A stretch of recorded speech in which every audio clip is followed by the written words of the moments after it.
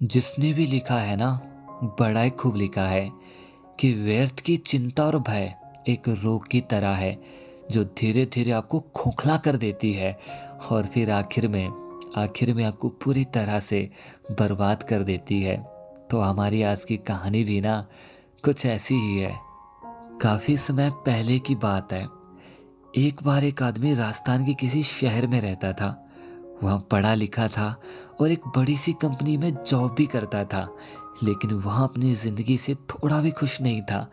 हर समय जब देखो वहाँ किसी न किसी परेशानी में बस फंसा रहता था और हमेशा बस उसी के बारे में सोचता रहता था।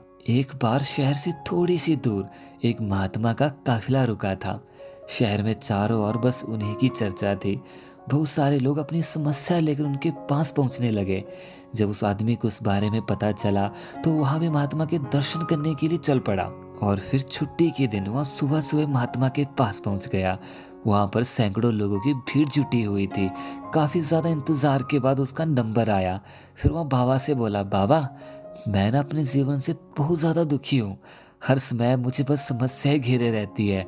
कभी ऑफिस की टेंशन, कभी घर में लड़ाई झगड़े। मैं बस हर समय समस्याओं से घिरा रहता हूँ।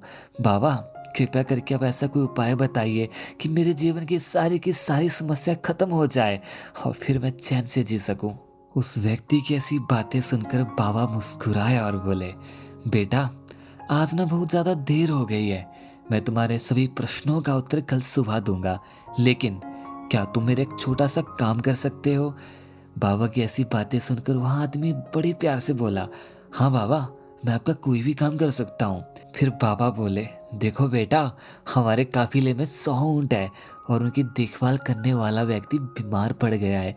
मैं चाहता हूँ कि तुम आज की रात इन सभी ऊँटों का ध्यान रखो और जब 100 के 100 ऊँट बैठ जाए तब तुम भी सो जाना। ऐसा कहते कहते महात्मा अपने तंबू पर वापस चले गए। फिर अगली सुबह वह महात्मा उस व्यक्ति से मिले और पूछा, कहो बेटा, नींद अच्छी आई? फिर उस व्यक्ति ने महात्मा से कहा, कहाँ बाबा, मैं तो एक भी पल नहीं सो पाया। मैंने बहुत ज्यादा कोशिश की कि सभी के सभी ऊँट बैठ जाए, लेकिन कोई ना कोई ऊँट फिर से खड़ा हो जाता। उस व्यक्ति की ऐसी बातें सुनकर वह महात्मा हंस पड़े और फिर बड़े प्यार से बोले, हाँ, मैं जानता था यही होगा। आज तक ऐसा कभी नहीं हो पाया कि सारे के सारे ऊँट एक साथ बैठ जाए। फिर वह व्यक्ति नाराज होकर बोला, तो फिर आपने मुझे ऐसा काम करने के लिए क्यों कहा? फिर बाबा बोले, बेटा, कल रात तुमने क्या अनुभव किया? यही ना कि चाहे तुम कितनी भी ज्यादा कोशिश कर लो, तुम चाहे कितनी भी बार कोशिश कर लो, तुम कभी भी सारे ऊँटों को एक साथ नहीं बैठा सकते। एक को बैठाओगे तो कोई ना कोई दूसरा फिर से खड़ा हो जाएगा। ठीक इसी तरह तुम एक समस्या का समाधान करोगे तो तुम्हारे आगे फिर से एक और समस्या खड़ी हो जाएगी।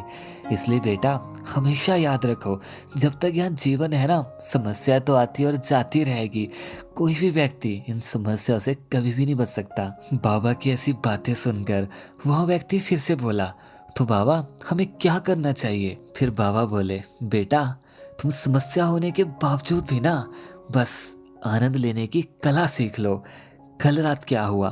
कई ऊँट रात होते ही अपने आप बैठ गए और कई ऊँट तुम्हारे प्रयास के बाद बैठे और कई ऊँट तुम्हारे प्रयास करने पर भी बिल्कुल नहीं बैठे, लेकिन तुम्हारे जाने के बाद वहां फिर से अपने आप बैठ गए।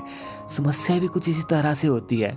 कुछ तो अपने आप खत्म हो जाती है और कुछ बार बार प्रयास करने पर भी, तुम्हारे बार बार कोशिश करने पर भी वहां खत्म नहीं हो पाती। इसलिए बेटा, तुम ऐसी समस्या को ना समय पर ही छोड़ दो। जब वो समय आएगा ना तो वह सारी की सारी समस्याएं अपना रास्ता खुद बना लेगी और एक पल ऐसा भी आएगा जब वह सारी की सारी समस्याएं अपने आप ही खत्म हो जाएगी। इसलिए तुम उन सारी की सारी समस्या को एक तरफ रखो और अपने इस प्यारे से जीवन का आनंद लो। तो मैं आप सभी से उम्मीद करता हूँ कि आपको यह छोटी सी कहानी ज़रूर पसंद आई हो। अगर आपको यह छोटी सी कहानी पसंद आई हो ना, तो उस वीडियो को एक लाइक तो ज़रूर बनता है। और हाँ, अगर आपको ऐसी वीडियो और भी चाहिए तो आप ना मेरे चैनल को सब्सक्राइब भी कर सकते हो नए वीडियो पाने के लिए। तो बस यार, आज के लिए ना इतना ही। तो फिर से मिलते हैं ना, फिर से एक और नए वीडियो के साथ। तब तक के लिए अलविदा।